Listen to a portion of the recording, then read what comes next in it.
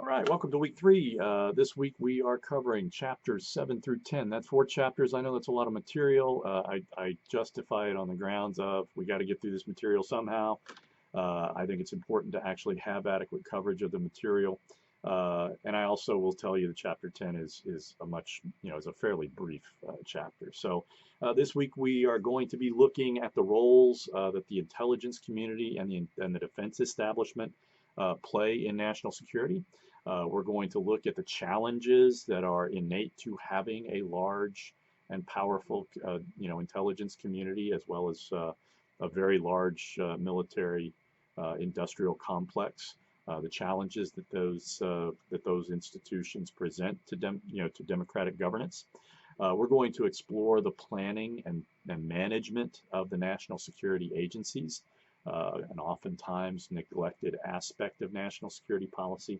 And then we're going to, chapter 10 is really sort of a bringing all the pieces together kind of chapter that's sort of summarizing and really discussing where kind of the rubber meets the road in national security policy in looking at, kind of in a narrow way, the interagency process. So what are some of the key concepts we're going to discuss this week? For chapter 7, counterintelligence is very important. You have to know how to secure, the intelligence you are gathering.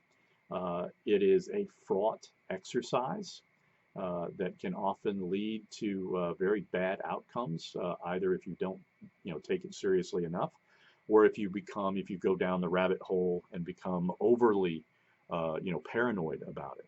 The Hughes-Ryan Amendment is very important for understanding the intelligence community's responsibilities to democracy. The Hughes-Ryan Amendment effectively says, look, you have to let Congress know what you're doing.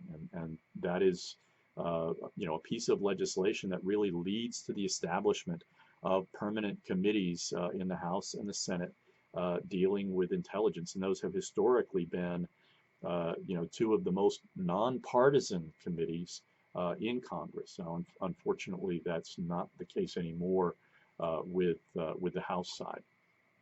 We're also going to talk about politicization, the fact that politicization can both come from above and below. Intelligence officers oftentimes develop, positions and actually advocate for outcomes, and that is politicization every bit as much as when politicians say, look, I want intelligence to tell me this so I can take this desired action. In the latter case, the instance of downward politicization that clearly occurred during the Bush administration surrounding the decision to invade and occupy Iraq. Regarding, Chapter 8, I think it's very important to understand civil-military relations. The fact of the matter is that joining the military brings you into a very distinctive set of cultures that oftentimes differentiate American soldiers from American citizens. And that perspective, the more it widens, the more people become concerned about the sustainability of American democracy. And I think we need to be very, very clear about, what it is that the military thinks. I think it's kind of amusing. I've seen some, stories in the media recently about people saying that, why is it that, how is it even possible that the military didn't vote en masse for Donald Trump in 2020? Well, the reality is the military is a lot more diverse than people realize. There's a very large number of blacks and Hispanics and Asians in the military. A lot of women, and other women and minorities. Women are not minorities. I'm trying to make that clear.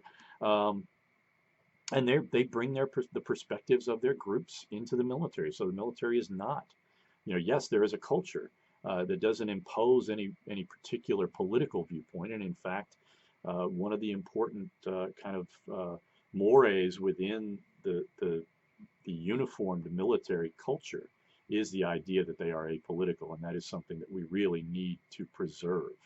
I think that's very important. You also have this idea, this contrast between purists and fusionists, right? What sort of advice should military people give to their political superiors?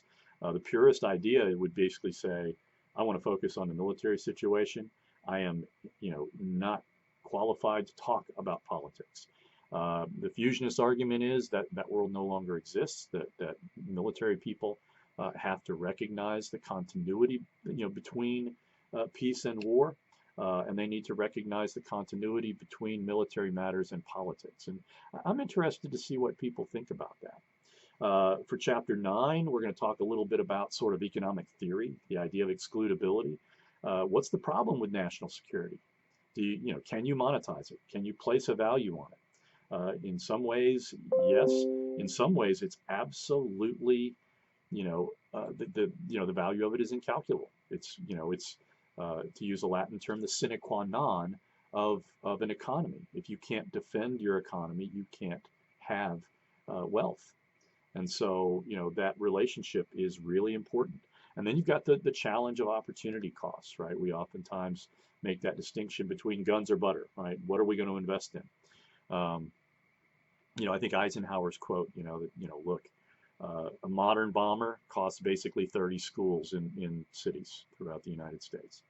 That's an important contrast. And it really, I think, highlights what we have tended to value as a society. We have tended to believe that defense is worth investing in, but that education is not. And we are living that reality as a result of choices that we have made in the past. We are also going to talk about sort of the interagency process and why that's very important, right? When you talk about, we really begin the interagency process with the administration of George Herbert Walker Bush. It was one of, in my view, it's unquestionably the most valuable contribution that George Herbert Walker Bush made to the executive branch, and that is this idea that an interagency process can reach consensus within the executive branch that helps people, that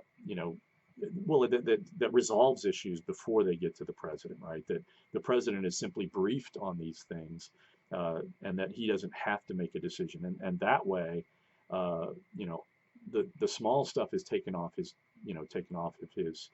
desk. He doesn't have to make decisions on them. And as a result, he's in a position to concentrate on the hard issues where the executive branch agencies can't come to consensus, which is what presidents ought to be doing. They ought to be making the hard choices, not the easy ones.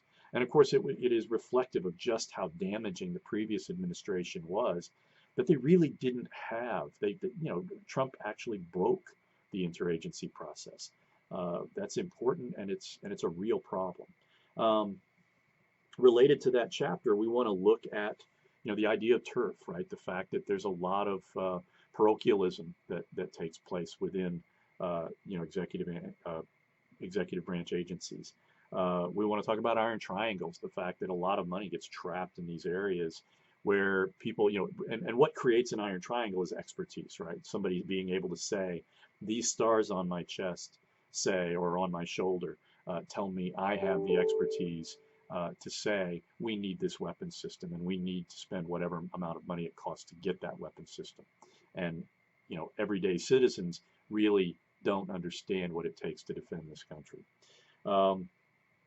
And then we want to talk a little bit about the idea of honest brokers, right? There are a variety of honest brokers that have to exist within government in order for government to function well. For this class, they're really talking a lot about the idea of NSAs, of national security advisors, acting like honest brokers. And what does that mean? It means everybody, this guy doesn't have a dog in the fight. He's more interested in facilitating the flow of information. He's more interested in ensuring that the president has as many views expressed in the most powerful way in order to make the best decision. Okay, so some questions we want to look at for Chapter 7: who leads the intelligence agency? Right? It used to be nominally the Director of Central Intelligence, but that person really never had control over large, vast swaths of the intelligence agency. That remains a problem, right? Even with the creation of the Director of National Intelligence. For Chapter 8, what is Goldwater-Nichols? What does the Goldwater-Nichols Act change? What is this idea of jointness, and what problem is it trying to resolve? And has it resolved those problems? For Chapter 9, how does program budgeting transform the nature of the budgeting process as it relates to national security agencies. Why is that an important, idea? And what are the strengths and weaknesses of that kind of a process? And then finally, for Chapter 10, should Congress require rotation of national security professionals through various agencies over the course of their careers? Why or why not?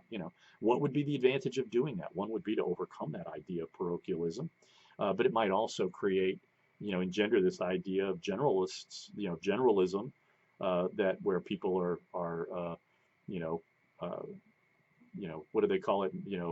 Uh, able to do many trades but masters of none. That's the sort of thing that I'm thinking about.